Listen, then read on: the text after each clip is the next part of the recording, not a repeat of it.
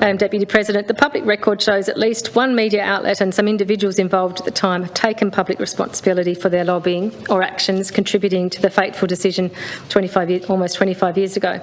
However, we've yet to see or hear similar formal statements acknowledging responsibility by those, particularly the parties involved, who were architects of the cuts at the time and have resisted restoration until now.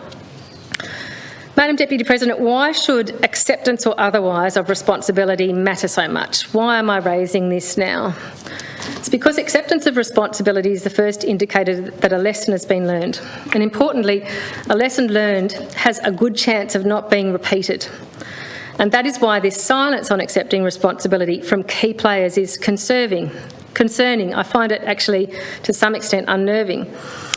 If all of the evidence and expertise that was available in 1998 could be so willfully ignored at the time due to perceived vested interests, we cannot presume something similar may not occur sometime in the future when the composition of some future parliament is not to the liking of powerful vested interests or the major parties. Madam Deputy President, none of us have a crystal ball, and I do hope that this lesson is learned and any distant future reforms to Tasmania's Parliament are fully informed and fully involve the Tasmanian community at the time. Earlier, I mentioned two potential missed opportunities for greater electoral reform, establishing the clear process for determining dedicated seats for Tasmanian Aboriginal people and also legislating fixed four-year terms. And in addition to those, I believe there was another missed opportunity in the development of this bill to further strengthen our democracy, particularly against potential partisan ideological-driven changes, where what may be in the party's best interest is presented as being in the community's best interests.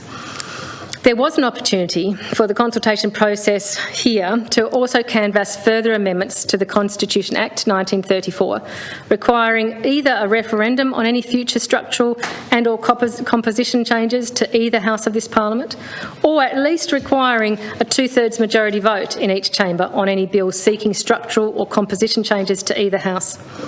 As members may be aware, Section 41A of the Constitution Act 1934 currently requires a two-thirds majority vote in the Assembly should that chamber seek to amend Section 23 of that Act, which establishes maximum terms for that House. So there is a constitutional precedent for requiring a higher threshold when it comes to fundamental alterations to some aspects of the House of Government.